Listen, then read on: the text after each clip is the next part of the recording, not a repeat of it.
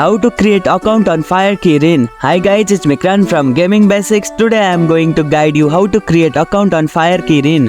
Creating account on Fire Kirin is quite easy, so without any delay, let's start the video. First, download the Fire Kirin app from the Play Store or App Store, depending on whether you are an Android user or iOS device. Open the app. Once installed, open the Fire Kirin app. Sign up for a new account. On the login screen, look for an option like sign up or register. Click on it to start the account creation process. Here you can create a guest account or log in with Facebook. If you signed up using your Facebook account, your game progress will be saved. Enter your information. Provide the required details, which may include Facebook credential, username, password and etc. Confirm. After entering a credential, click on continue.